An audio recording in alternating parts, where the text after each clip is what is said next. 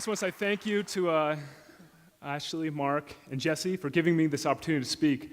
And I want to start with a story that's not in the film. And it's a story that it happened 10 years ago, and I've kept it close to my vest for a long time. I've just started really sharing it with people because it was so personal and it was so surreal for me. And I wanted to start to share this with you today. So the story starts in Cape Cod. My wife and I were living in Cape Cod at the time. And it was right after my leg was amputated. And we were living in this quiet corner of Cape Cod. It was the perfect place to go unseen, to dig in, to hunker down. And that's exactly what I wanted to do. I was terrified for the world to see this new me. And so I did. I hunkered down. And 2 or 3 weeks later, after my amputation, my wife came home from work. And this is before we had kids. And she said, okay, come on, get your things. We're going to go out. There's a midterm primary election today. And at the time, I was working for a politician in Boston. And she said, come on, let's go. And I said, well, I don't really need to go. It's midterm primary. It doesn't really matter. And she said, no, you're going. Voting matters to you. You have to, what are you going to do? You're going to sit here and not go out for the rest of your life? And that, I was hoping she hadn't noticed that going out, going out into, where there's slippery floors, going out to where there's people go 200 yards out of the way to open a door for you, and while that's very nice, you feel like a spectacle. Going out to where children stare at you because they're curious. And, imagine I'm standing in front of you all right now, I'm fine, but back then, a child would terrify me. But my wife is very charming, very convincing, and so I left. I went to go vote. So we got to the voting, the polls, as elementary school, and we walked in, and like midterm primary elections, there was not well attended. I was pretty pleased about that. I was about to get out of there, and so I was walking out, and I was about to leave, and this woman approached us, and she's, in her 60s or 70s, and she seemed timid, and it seemed like it was taking a lot of courage for her to come up to us. And she approached us and says, excuse me, sir, how did you lose your leg? I said, I lost it to cancer, sarcoma. And when I said that, she kind of got stunned. And she said, oh, my son had cancer, sarcoma, in his leg 20 years ago. The doctor said it was all throughout his leg. Oh, I said, I didn't know how to respond to that. But I said, how is he? And she said, he's dead. He died a year later. When the doctors told him that they needed to amputate his leg, he said, I'm not going to live like that. And he had small children.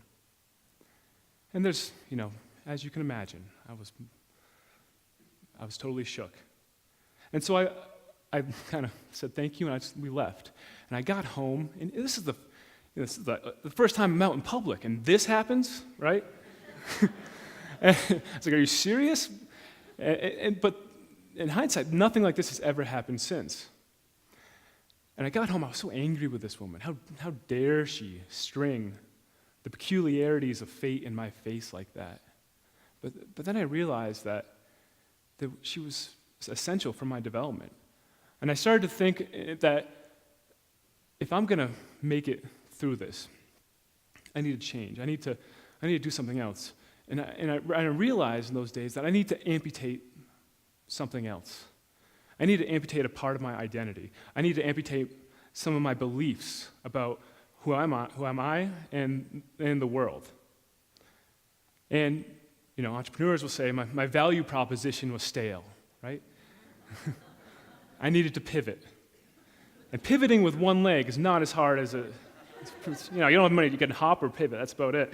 And so I did. I discarded those beliefs that were weighing me down, and it changed my viewpoint on myself and the world around me.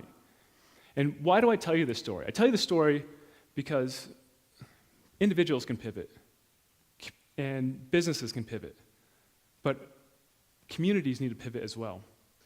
I'm from a mountain town in Manchester, Vermont, and it's a ski town.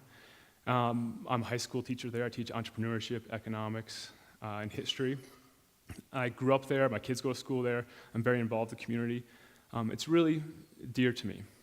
But we're at this place now in Manchester, and I'm really worried about it.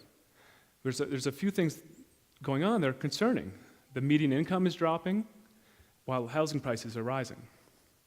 The age of the community is getting older, and we're seeing significant brain drain. Unlike Telluride, we have, Telluride has was a shopping town as well, Manchester, and a ski town and a tourist town. But we are a shopping town. We have retail outlets, and they're getting killed by internet retail, and they're shutting down left and right. And so we're at this inflection point in my mountain town, where if we don't do something soon, then the invisible hand of the marketplace is going to strangle us. And I believe the only way to loosen the grip of that invisible hand is through entrepreneurship, is through creating an entrepreneurial ecosystem like what's happening here, and supporting, encouraging entrepreneurs to take risks, and so they're not terrified if they fail. And so coming here and seeing all this amazing work that TVA is doing and all the affiliates is really, you guys are really leading the charge.